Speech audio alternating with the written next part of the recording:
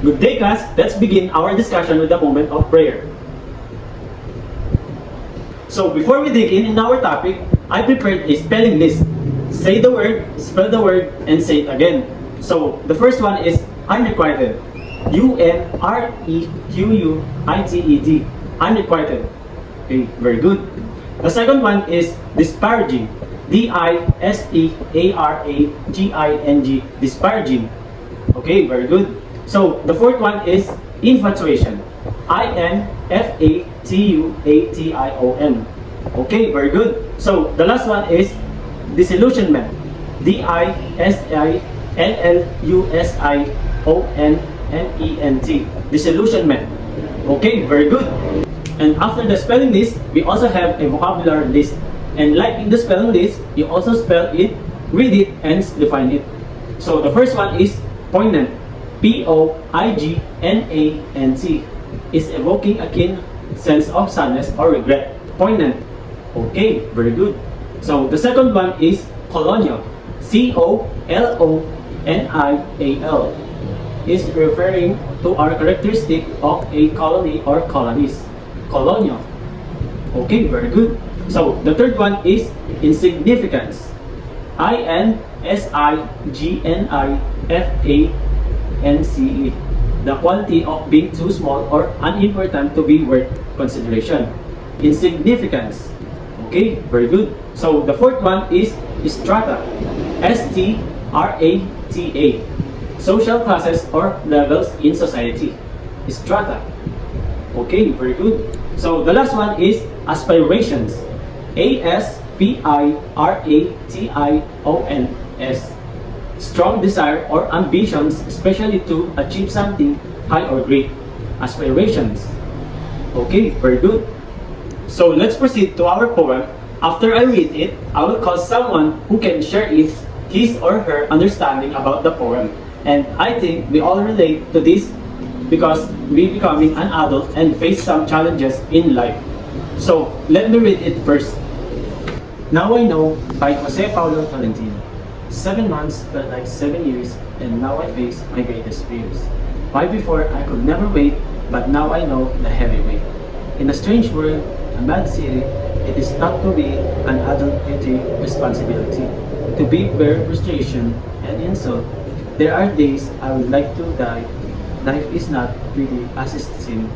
Live this and what do I redeem? Many I have learned is just a lie. They say I should create. I'll call love and life is what you make it, but somehow it just could not fit. All I have is a hollow soul. From here I don't know where to go. Being an adult, now I know. This poem wants us to understand that reflects on the journey of learning and self-discovery. It expresses the realization that comes from experiencing life's ups and downs, gaining wisdom along the way. The poem celebrates the growth that occurs through facing challenges and gaining insights, ultimately highlighting the value of knowledge and personal development. Can someone share your thoughts about the poem? Okay, very good. Okay, moving on. Does any one of you remember what we have discussed last meeting? Our discussion last meeting was about The Life of Lamang by Pedro Bucanic. Okay, very good.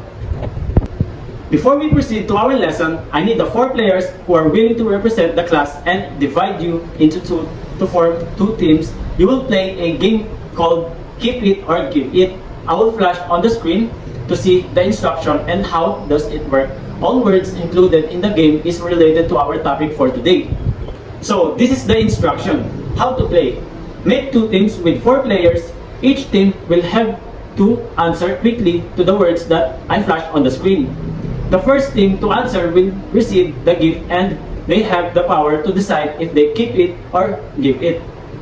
Be careful, the points in the gift can be good or bad. Is my instruction clear? Okay, very good. Are you ready? Keep it or give it? Okay, very good. Keep it or give it? So, here's your prize. Okay, very good. Keep it or give it? So, here's your prize. Okay, very good. Keep it or give it? So here's your prize. Okay, thank you for participating. Okay, let's proceed to our main topic. What do you think is the story about? Based on the activity you have, we will be discussing the story of Bread of Salt, and later on, we will look for the internal and external conflicts in the story. So, the author of the story is NVM Gonzalez. Now, who is NVM Gonzalez? He's a novelist, short writer, essayist, very and a good. poet, He's sir. the author of the story. He began to write in college in almost the leading magazines before the World War II. He also has his Not Unable Awards of Merit for his contributions to the field of English literature, and part of the UP Creative Writing Center in 1997, he named a National Artist for Literature. Class, according to your groups, you will read the summary of the story. Okay, after you read it, let me discuss the elements of the story. So the first one is the character. The first character is Severino, a young boy Filipino. He is a humble baker's assistant tasked with delivering the bread to the house of a wealthy family. And the boy is characterized by his infatuation with Ida, a girl from the upper class, and his aspirations to win her affection. So, the next one is the plot. The plot is in Manila, Philippines during the colonial period. And the next one is the setting. Set in Manila, the capital city of the Philippines during the early to mid 20th century. And the next one is the conflict. The protagonist's internal struggle to reconcile his feelings of infatuation with Ida and his realization of the vast social and economic divide separating them. And the last one is theme.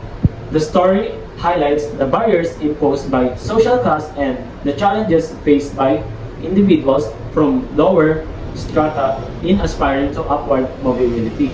Okay, let's proceed. If you listen to my discussions, I will ask you questions.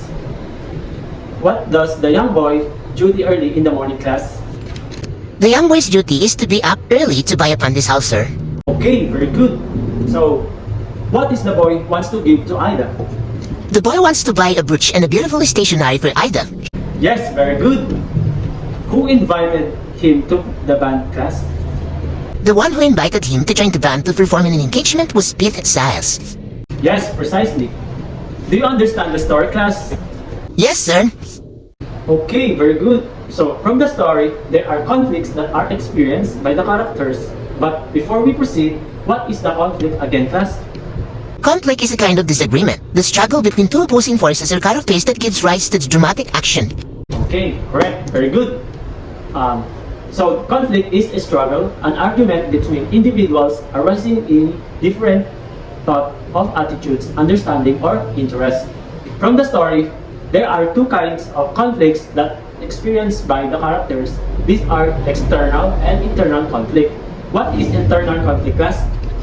Internal conflict deals with a struggle within oneself, such as making a difficult decision, overcoming a painful event, and fighting one's desire. Okay, very good. There is a subcategory for internal conflict, which is man versus self. It means that the struggle is made inside one's head, or simply the character is dealing with his or her own emotion, feelings. How about the external conflict? External conflict involves the character's struggle with the force outside oneself, such as other people or society, sir. Yes, very good. So external conflict has also subcategories. There are man versus man, the struggle between two character opposing ideas. So what is the next category, class? The next category is man versus environment or nature. Okay, very good. Anything that's surrounding a person, either activities, objects, weather, and man versus society it talks about the social rules, code of behavior. Do you understand, class? Yes, sir. Can you give one conflict of the story, class? The conflict is when his aunt does not support him performing in public or at parties because the musician is the last to eat during parties. Yes, very good. Is the external or internal conflict, class? That is external because it happened but with one character and someone outside. Yes, very good. What do you think is the moral lesson of the story, class? Face the reality because based on the last line of the story, the author said the bread is not yet ready. So it means that he bread symbolizes the young man. He is not yet ready to face the reality to understand life's challenges. Yes, precisely. Very good. So let's go to our activity. I will divide students into 4 groups and assign each group a specific theme or symbol from the story to explore further cultural identity, social class, bread symbolism. And let's go to that generalization. The Bread of Salt by Enriel Gonzalez is a short story that explores themes of class, identity, and unrequited love. The story follows a young Filipino boy named Ernesto who harbors a crush on Aida. The niece of his wealthy employer, Ernesto is a poor baker's apprentice who dreams of winning Aida's affections. Since I asked you a question a while ago, I will not include the evaluation and proceed to the assignment. So here's your assignment. After reading the story, Banaad at Sikat by Locke K. Santos, answer the following question in one whole sheet of paper. So here is the questions. Thank you all for joining us today. May we had an inspiring and productive time together. As we conclude, let's carry our gathering into the days ahead. Remember, each day is an opportunity for growth and connections. Until we meet again, take care and stay motivated and keep shining brightly. Thank you. Goodbye, class. See you next meeting.